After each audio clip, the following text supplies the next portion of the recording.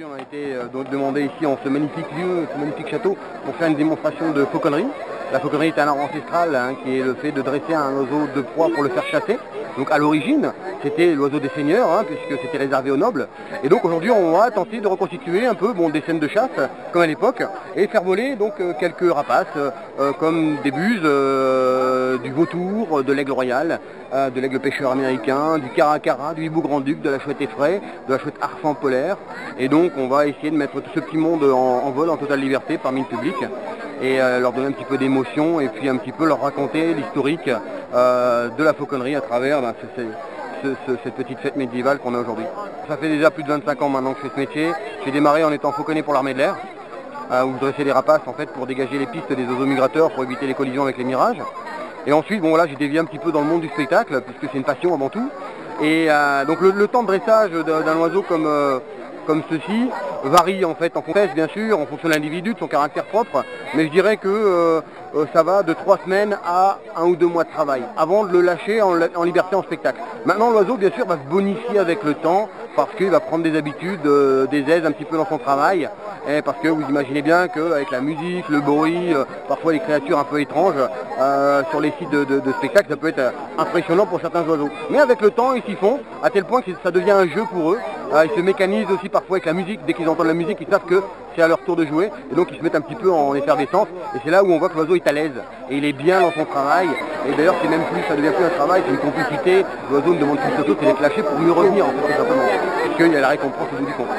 Voici un oiseau de bavole, c'est un oiseau de poing. Alors l'oiseau a de cesse de venir me rejoindre et se poser aisément sur ma main gantée. Ces petites lanières de cuir qu'ils ont au cerf s'appellent des jets, tout simplement pour pouvoir jeter les oiseaux, comme ceci. Ce joli cri.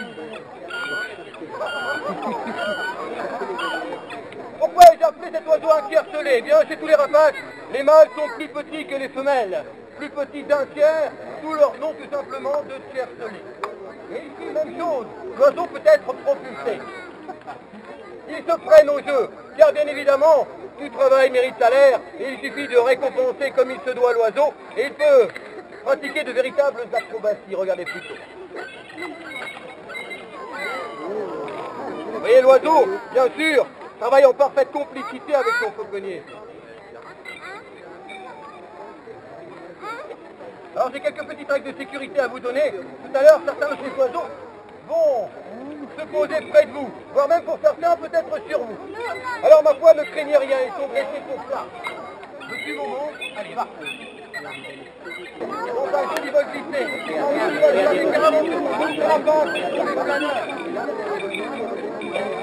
Voilà ce qui est fait. Je pense que l'on peut applaudir ces deux petits personnes.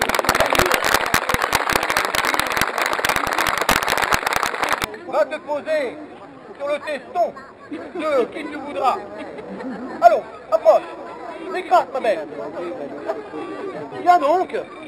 Viens te poser sur ma main gantée. Et choisis. Qui tu voudras.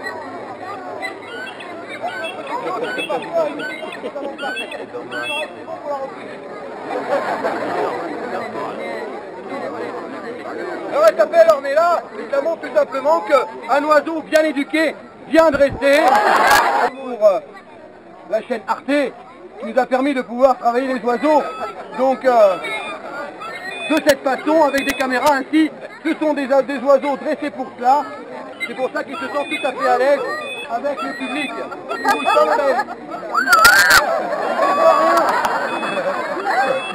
Alors que nous avons l'habitude de faire, eh bien Cassu, j'ai une drôle de posture. Ce que nous avons l'habitude de faire, c'est de prendre quelques enfants sont parmi nous pour les tester en fauconnerie. Émeric, choisis donc une jeune donzelle. Et dans un instant, tu vas simplement lever ta main gantée, l'oiseau va venir se poser tout en douceur. Va. N'est-ce pas une belle image ici?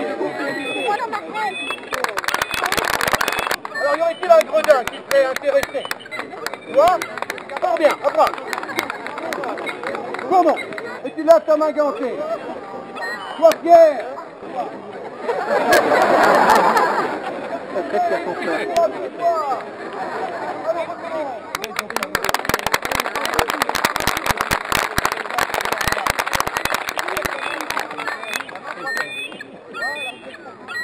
Voilà, et quand on peut appeler ces deux enfants. Ensuite, il faut indiquer à l'oiseau qu'il doit capturer des proies. Pour l'oiseau, on va prendre une herminée. Ici, on a confectionné une peau de renard matelassée sur laquelle il y a une récompense, une pièce de nourriture. Je vais pour l'heure chaperonner mon oiseau, lui placer un petit casque de cuir sur la tête. Il va tout simplement la maintenir dans l'obscurité, car c'est un facteur de calme et de tranquillité. Soyez attentifs, ça va être très rapide et c'est difficile à observer. Es-tu prêt, Émeric?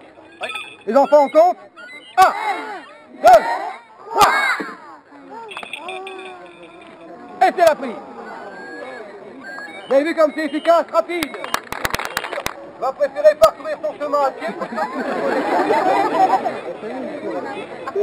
un petit morceau de viande en vol et avec le bec, il va le saisir avec une grande facilité. Messieurs, vous ne trouvez pas qu'il a une démarche assez féminine? C'est femelle au passage.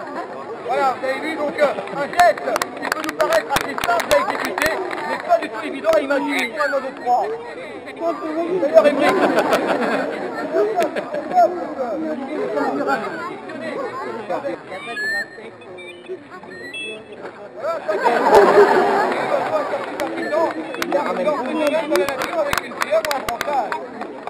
Donc un oiseau nullement utilisé en fauconnerie, mais simplement un véritable acrobate en vol.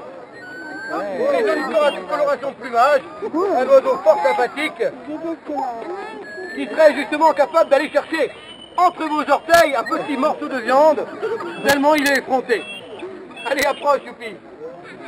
Voilà, braves gens, on peut récompenser ici le caracara. Il a observé en pleine nature.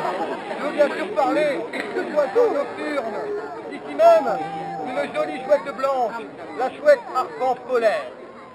Un oiseau que l'on trouve dans la toundra arctique, en Europe du Nord. Un oiseau fort intéressant, mais qui a été longtemps persécuté. Tout comme la chouette effraie de chez nous, celle qui niche et qui vit dans ces vieilles habitations, ces vieilles granges. Eh bien, ma foi, cet oiseau a eu souvent les ailes coupées pour pouvoir récupérer les plumes pour faire l'empennage de certaines flèches. Alors qu'il n'en est rien, ces oiseaux sont très utiles, car ils nous débarrassent de tout un tas, bien sûr, de rongeurs qui parfois commettent des dégâts dans les cultures. La chouette arpent est un oiseau bien sûr de bonne taille. Elle peut manger du lièvre variable, du lagopède. Elle a un plumage blanc, car c'est un plumage qui se confond avec son environnement naturel, qui est bien évidemment la neige. Ainsi, le mâle de cette espèce a un plumage blanc pur. Et si vous passez à côté de lui, s'il est couché dans la neige, la seule chose qui peut le trahir, c'est bien sûr ses deux yeux magnifiques couleur d'or. C'est un super prédateur, les enfants. C'est un prédateur qui capture d'autres prédateurs dans la nature. Il mange bien sûr du chat sauvage, du lynx, du renard. Il est tellement puissant, vous voyez, je suis obligé de le détacher avec mes mains. Il a la pression qui peut dépasser les 150 kg au centimètre carré. Un oiseau tellement puissant qu'il vient à bout de ses proies uniquement en leur tenant la boîte crânienne et tirant tellement fort que l'animal va succomber en quelques secondes. Alors son plumage distrait fait de cet oiseau un oiseau purement nocturne et purement forestier. On le trouve bien sûr en France, dans tous nos grands massifs montagneux et toutes nos grandes forêts. Vous allez avoir la chance de pouvoir caresser cet oiseau. Mais restez assis, seuls certains d'entre vous auront la chance de la caresser.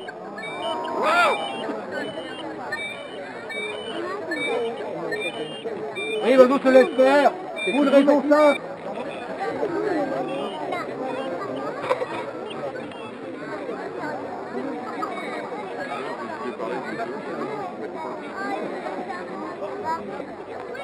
Et on lève le dent et l'oiseau, hop là, on amortit quand on arrive puisqu'il a un certain poids. Vous avez tout vu? Alors, Emery, si tu veux, tu choisis. D'accord? Là.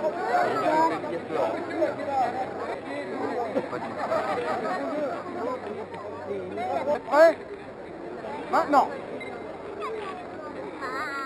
Voilà, fort bien. On peut l'applaudir.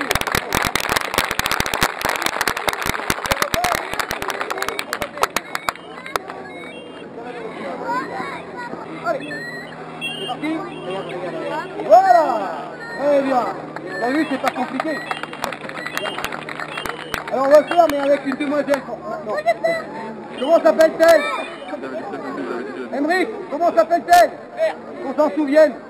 Oh, c'est pour marquer sur les pitains. Allez-y. Plus haut. Oh, c'est bien quand même.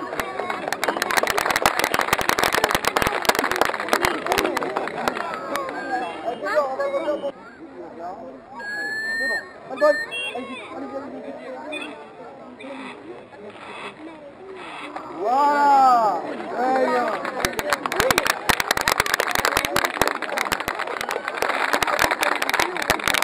Chercher l'herminé.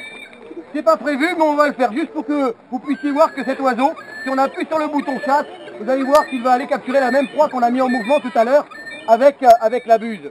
Alors pendant qu'on le fait se dévoler, juste à l'instant, j'ai vu un petit lapin de Garenne passer là. Il y a une petite puce qui est partie en courant. Ça, les enfants, faut éviter.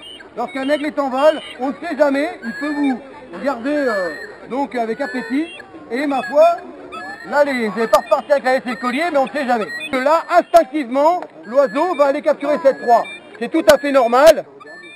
Et vous allez voir qu'il est gentil, il est dressé pour être gentil, mais il peut aussi sortir l'écrou lorsqu'il faut, lorsqu'il c'est nécessaire. Tu es prêt, Emmerich? Oui. 1, 2, 3. Et voilà. Vous avez vu, donc là, sans difficulté, l'oiseau a été chercher sa proie.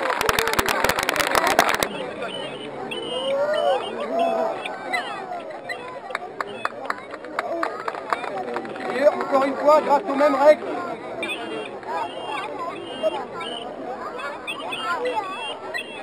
Voilà, je pense qu'on peut récompenser ici les efforts des Sapira.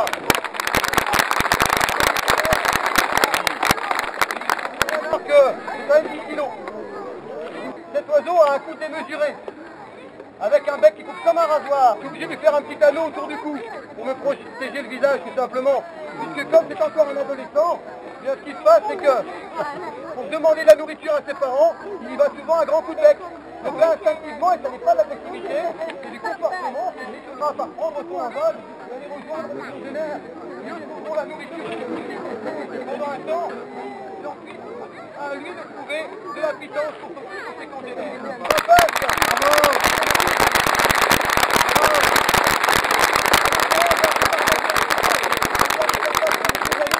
C'est bien sûr du dressage des oiseaux de proie, et moi je vous dis un grand merci personnellement, puisque c'est à travers ces animations comme aujourd'hui qu'on pourra encore longtemps faire voler nos oiseaux. En totale liberté.